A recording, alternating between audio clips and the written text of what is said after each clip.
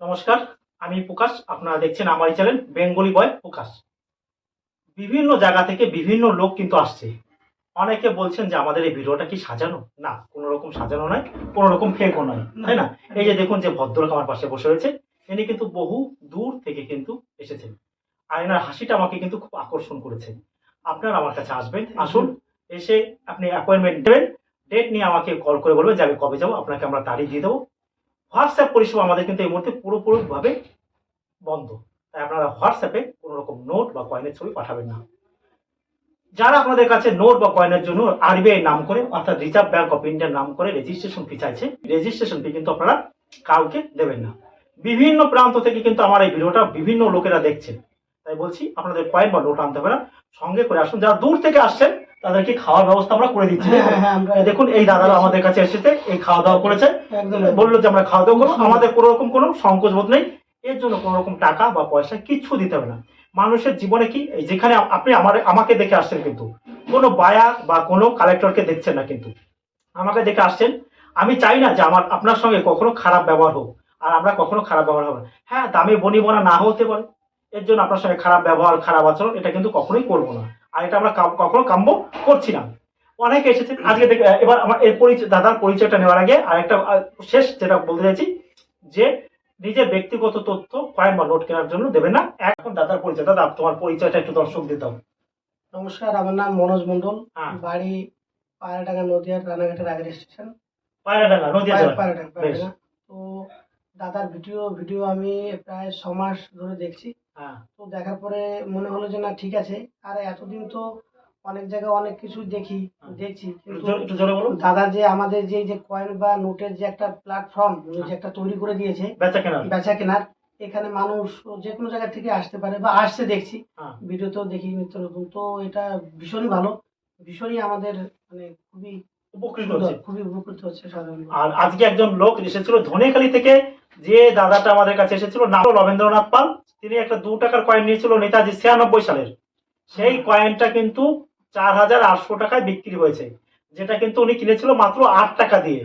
এটা একেবারে সত্যি, নিজের চোখে দেখেছেন, নিজের চোখে কিন্তু এই দাদা দেখেছে।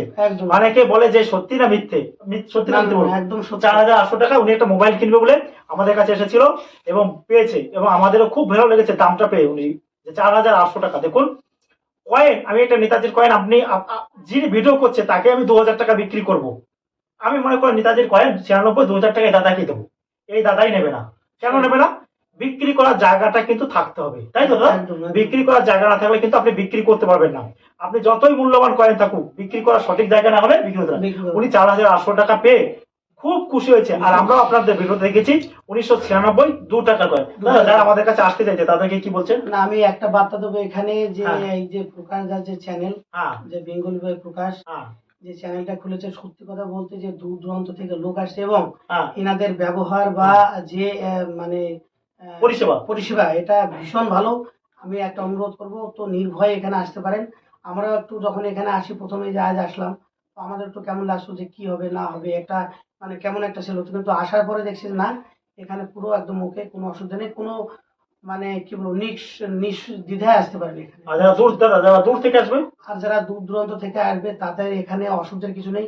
খাওয়া দাওয়ার ব্যবস্থায় দেখুন, আমরা খাওয়া করলাম, এবং রাত্রে থাকার ব্যবস্থা আছে, সুবন্দোবস্ত আছে, কোনো সমস্যা নেই। এই জন্য দাদা আমাকে কোনো টাকা চেয়েছি না, এর জন্য কোনো 1 টাকা প্রকাশ 1 টাকার কথা বলেও নেই, আর 1 টাকা নেবেও না। বেশ, নেবো না, খালি আপনারা আসবেন, সৌভাতৃত্ব বজায় রাখবেন, তাই না? ভালোবাসায় থাকবে জীবনে, টাকা পয়সা কিন্তু থাকবে না। আমরা চাই আপনারা কয়েন বা নোট বিক্রি করে ভালো টাকা পান, সেই টাকা দিয়ে আপনারা কিছু করতে পারবেন, তাই না?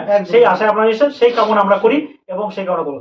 দাদা সেই পুরোনো কয়েন বা নোট আমি দেখি দাদা কি ধরনের কয়েন বা নোট নিয়ে আসছে, এখন আমরা দেখে নিই। হ্যাঁ, এটা সত্য কথা যে আমি নিজে চোখে দেখেছি যে দাদা একটা 2 টাকার, সামান্য 2 টাকার, কিন্তু নেতাজির 1996 সালের, তার ভ্যালু অনেক টাকা পেয়েছে। 4800 টাকা উনি একদম আমি নিজে চোখে দেখেছি বিক্রি করেছে। তো এখানে নির্ভয়ে আসুন, কয়েন সমস্ত কিছু নিয়ে আসুন এখানে বিক্রি করা। কিন্তু এটা সত্য কথা যে কয়েন থাকলেই যে বিক্রি হবে এমন কোনো কথা নেই, কিন্তু বিক্রি কোথায় হবে, কে নেবে, এটাই সব থেকে বড় ব্যাপার। যে প্ল্যাটফর্মটায় বেঙ্গলি বয় প্রকাশ, অর্থাৎ আমাদের এই প্রকাশদা যে প্ল্যাটফর্মটা করে দিয়েছে, এটা সকলের জন্যই একটা ইউনিভার্সাল জায়গা, যেখানে নির্দ্বিধায় সবাই আসতে পারো, ঠিক আর আছে? বিশেষ দাদা কোনো রকম রেজিস্ট্রেশন ফি নেই তো? এখানে কোনো ধরনের 1 টাকা রেজিস্ট্রেশনের ফি নেই, এবং আমরা এর বিগত থেকে দেখেছি যে অনেক জায়গা থেকে আমি এই কয়েনগুলো পাঠিয়েছিলাম 96 লাখ 95 লাখ টাকা, এবং এই টাকা দাও রেজিস্ট্রেশন, এইটা কিন্তু 1 টাকাও দেয়নি, ঠিক আছে? এখানে একটা খানা করেও চাইনি যে আমাদের এই রেজিস্ট্রেশন ফি দিতে হবে। কে বলছিলেন যে 1996 2 টাকার কয়েন কি আছে? এই দেখুন 1996 2 টাকার কয়েন, এই দেখুন এই যে 2 টাকার কয়েন। এই ধরনের কয়েন থাকলে আপনারা 3000 4000 5000 6000 7000 8000 10,000 টাকাও পেতে পারেন, বিভিন্ন রকমের কন্ডিশন অনুযায়ী, কি দাদা?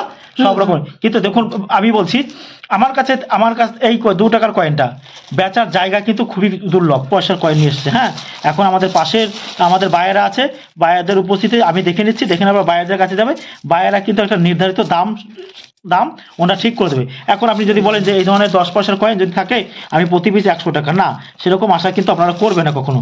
আর তারপরে যে এটা খুলুন দাদা, আমি দেখবো এই কয়েনগুলো, এটা দেখে আমার খুব ভালো লাগছে। 1950 সালে এই দেখুন কয়েন আছে, 1950 সালের, দেখুন এখানে 1950 সালের, এই দেখুন 1900 দাদা পরিষ্কার করেনি তো?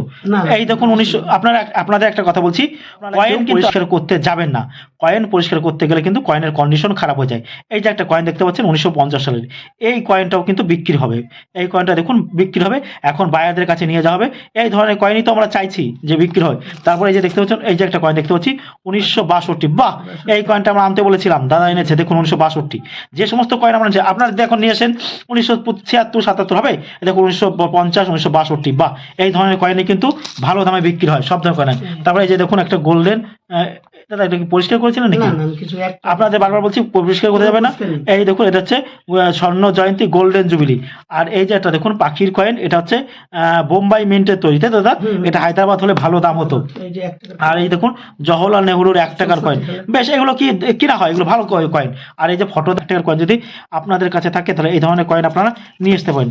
এছাড়াও দেখুন এই যে কতগুলো কয়েন নিয়ে এসছেন, এই যে দেখুন আপনাদের কাছে ভালো কয়েন থাকলে আপনি ভালো দাম, এই দেখুন সব ধরনের কয়েন, এই দেখুন এখানে মহাত্মা গান্ধীর 1 টাকার কয়েন। আর এছাড়াও দেখুন জর্জ 6 কিং এর কিন্তু যে 1 টাকার কয়েন আছে, তাই না?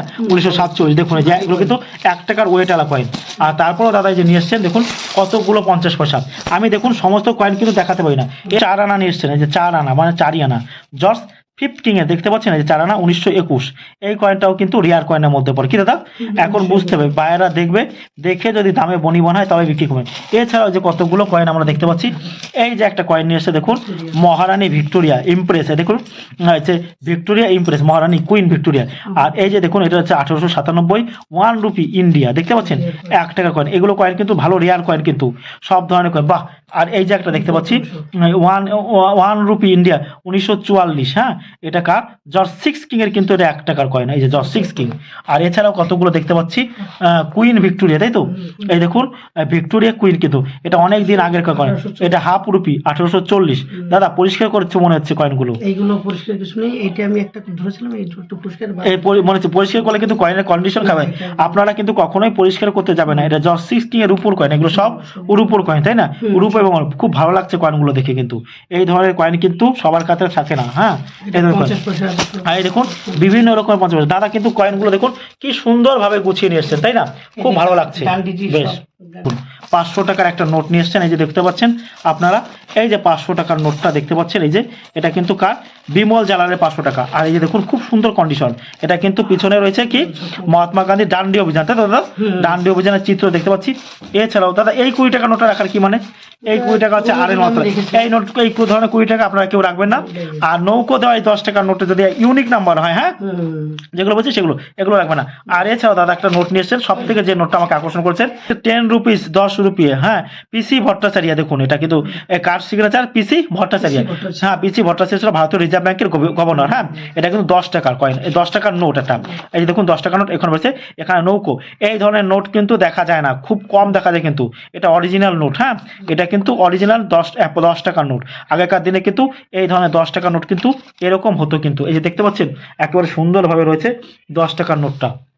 আপনারা দেখতে পাচ্ছেন এই 10 টাকার নোটটা কিন্তু আপনারা থাকলে অবশ্যই নিয়ে আসতে পারেন। এই ধরনের নোটের কিন্তু ভ্যালু আছে, বুঝতে পারছেন তো? নোট থাকলে আপনি প্রচুর টাকা পাবেন সে ধারণা নয়, কিন্তু এটা কার?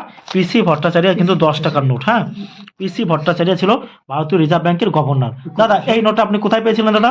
এটা আমি লালবাগে, আমি একটা আমার মেম্বার বা কাস্টমার, হ্যাঁ, তো ওনাদের কাছ থেকে আমি পেয়েছিলাম। হ্যাঁ, তো বলেছিলাম যে দিদি আপনার কাছে পুরনো কয়েন বা নোট আছে, তো হ্যাঁ। উনি এই নোটটা আর কিছু কয়েন আমাকে দিয়েছিল, তো আমি এটা ওনার কাছ থেকে পেয়েছি।